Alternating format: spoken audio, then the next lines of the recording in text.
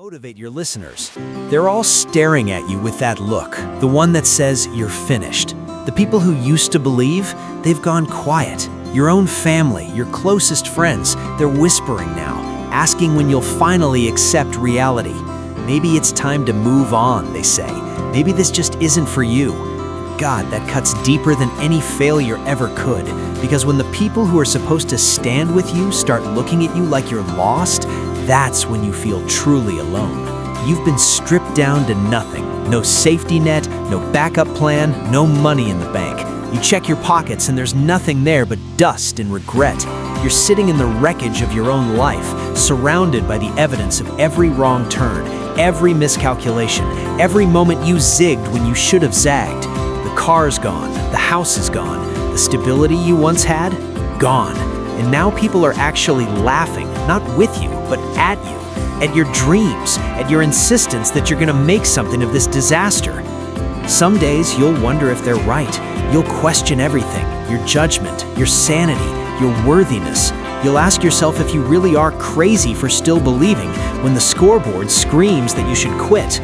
You'll make another mistake and you'll think, how many times can one person be wrong before they admit they were never meant to succeed? But here's what they don't see. Here's what they can't take from you no matter how bad it gets. There's something inside you, something stubborn and unbreakable that knows the truth. You are not the sum of your losses. You are not defined by the empty bank account or the people who've given up on you or the string of failures that brought you here. There is something in you that is greater than what you're going through right now. And that truth, that's the one thing that can never be repossessed, laughed away, or voted out by popular opinion. So let them think you're crazy. Let them doubt. Let them place their bets against you. You want to know the real trap? It's not the failure itself. It's the story you tell yourself about why you failed.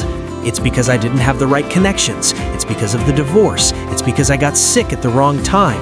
It's because the economy crashed. It's because nobody gave me a fair shot. Every one of those sentences might be true, but the moment you let them become your identity, you've lost before you even try again. There are two people inside you right now fighting for control. There's the victim, the one collecting evidence of why you can't win, building a case for your own defense, explaining to anyone who listened why circumstances were stacked against you. And then there's the victor, the one who looks at the same pile of wreckage and sees raw material.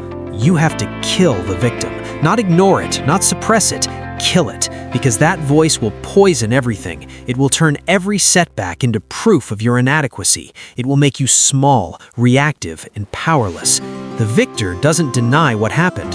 The victor says, all of that happened, and I'm still here.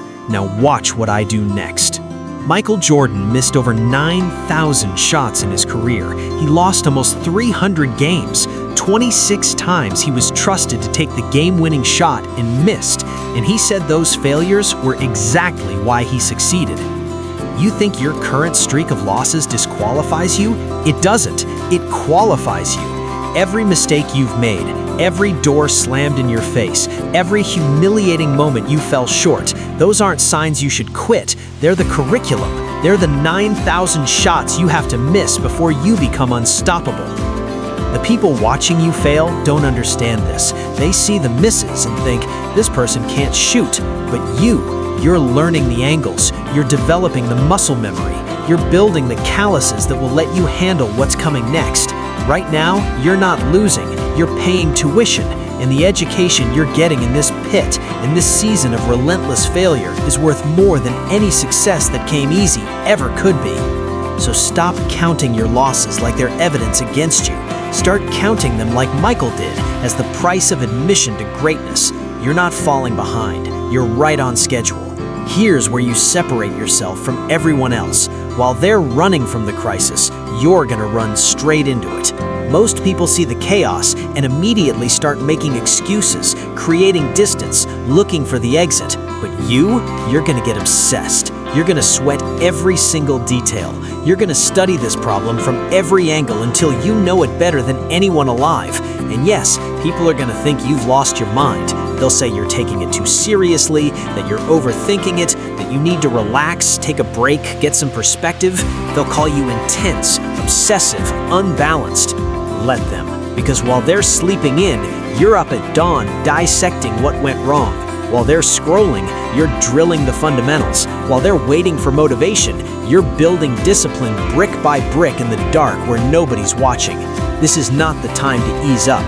This is the time to lean in so hard it scares you. The crisis isn't your enemy, it's your proving ground. It's where average people reveal themselves and extraordinary people are forged. So run to it, embrace the grind, become the person who doesn't need perfect conditions to do what needs to be done. You used to be a gazelle, nervous, jumping at every sound, looking around for someone to tell you it's going to be okay, needing the herd to feel safe. But something's changed. You've been alone in this wilderness long enough that you've stopped waiting for rescue. You've stopped needing permission. You've stopped looking for motivation from outside sources. You're becoming a lion. The lion doesn't ask if it's ready. It doesn't wait for perfect conditions. It doesn't need a crowd cheering to know its worth. Everything it needs is already internal. That's who you are now, not the person who got knocked down, not the person everyone doubted. You are the person who decided that no circumstance, no matter how brutal, gets the final word on your life. So here's your declaration, and you say it with everything in you. I will not surrender. I will not quit. I will not let this moment define me. I will get back up. I will do the work. I will become who I was meant to be. This ends with me getting back up. Now make it true.